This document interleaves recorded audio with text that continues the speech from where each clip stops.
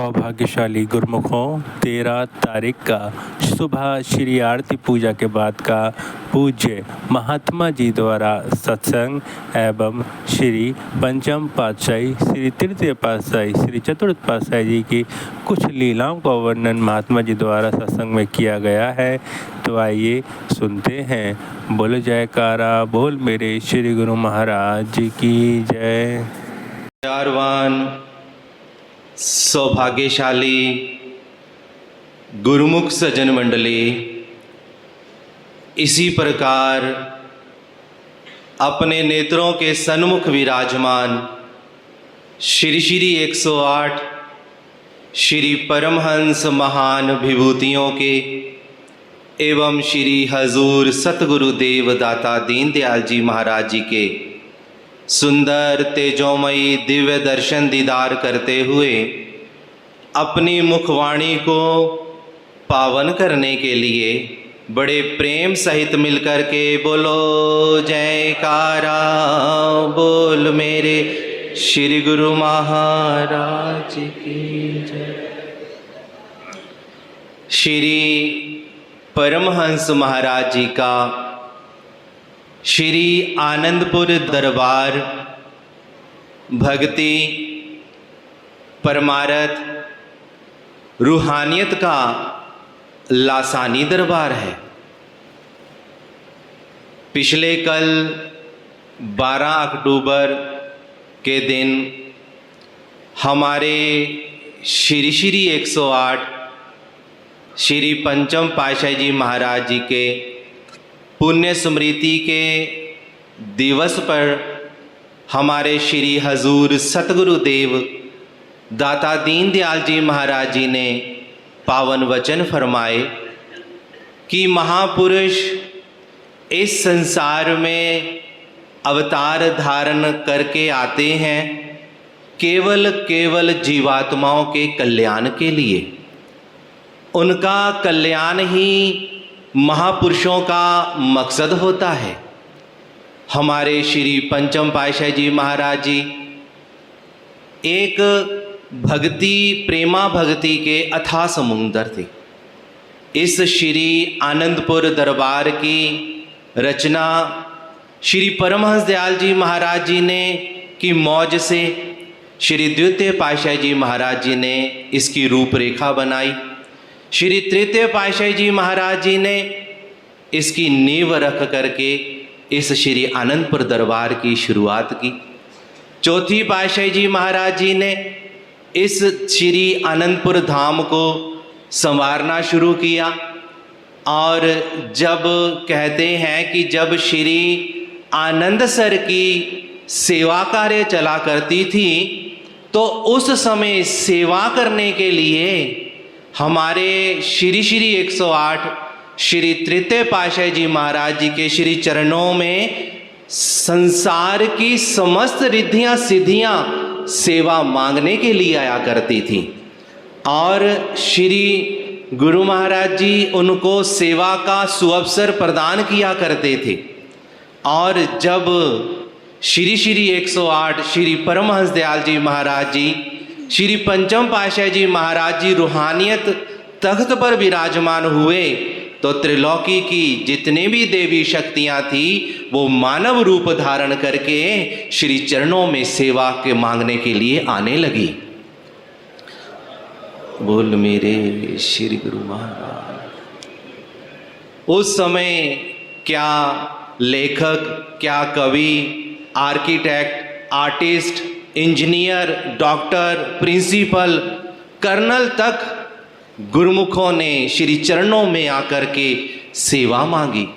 क्योंकि संतों महापुरुषों का जो सत्संग है, उनका जो संग है, उनके जो हृदय से निकले हुए पावन वचन हैं, उनके जो कर्म हैं, जब इन सब की किरणें गुरुमुखों के ऊपर पड़ती हैं तो गुरुमुख जनों के हृदय भी निर्मल हो जाते हैं। जैसे इस समय भी श्री गुरु महाराज जी के दर्शन दीदार की किरणें हम गुरुमुखों के मनों को, हमारे हृदयों को पावन कर रही हैं। गुरु। जैसे हमने कल भी आदरणीय महात्मा जी के सत्संग में श्रवण किया कि एक इंजीनियर ने कैसे श्री गुरु महाराज जी के जब दर्शन दीदार किए तो उसके हृदय की कायाकल्प ही बदल गई। वो उसके हृदय में ऐसा जो प्रकाश हुआ उसे सत और असत का ज्ञान हो गया। ऐसे ही एक पावन लीला 2010-11 की है कि एक सत्संग भवन का निर्माण कार्य चल रहा था किसी कैंटोनमेंट एरिया में। तो उस कार्य का निरीक्षण करने के लिए एक जेई आया। तो पूजनीय बाई जी बाहर धूप में बैठे हुए थे, तो उसने आकर के पूछा क्या आपने इसका नक्शा पास करवाया है? तो बाई जी ने कहा कि हमारे यहाँ का नक्शा तो दूरदर्गाई से बन कर के आता है, आप पहले हमारे अंदर जो श्री परमहंस दयाल जी महाराज जी हैं पहले उनका दर्शन कर लो। तो पूजनीय बाई जी ने भगत जी के साथ उनको अंदर भेजा। तो जैसे ही जेई ने श्री परमहंस दयाल जी महाराज जी के दर्शन किए तो वो वहीं बैठ गया और उसकी आंखों से अश्रुधारा आने लगी और वो वापस आकर के पूजनीय बाई जी से कहता है कि मैं फिर कभी आऊँगा। वो 2 दिन बाद आया तो उसने आकर के माफ़ी मांगी और कहा कि मेरे को नहीं पता था कि जो पार ब्रह्म परमेश्वर हैं वो साक्षात परमहंस महाराज जी के रूप में इस धराधाम पर अवतार लेकर के आए हुए हैं। क्योंकि वो जो जेई था वो शिवजी महाराज जी का उपासक था। तो उसने जब अंदर श्री परमहंस दयाल जी महाराज जी के दर्शन किए तो उसे जहां भी वो देख रहा था उसे वो शिवलिंग ही नजर आ रहे थे।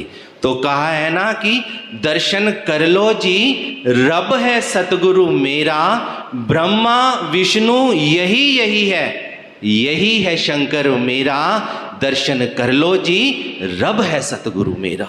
तो हमारे श्री परमहंसों ने हमारे हृदय के अंदर ऐसा प्रफुल्लित प्रेम भर दिया है, ऐसा नाम का प्रकाश कर दिया है कि गुरुमुख जन जहाँ भी रहें अपने श्री परमहंस दयाल जी महाराज जी की छत्र छाया में रहते हैं और श्री परमहंस दयाल जी महाराज जी उनको साक्षात में आशीर्वाद देते हैं और आशीर्वाद देते हुए हम सब गुरुमुखों के अंग संग रहते हैं। जैसे इस समय भी हमारे सन्मुख साक्षात श्री परमहंस दयाल जी महाराज जी विराजमान हैं।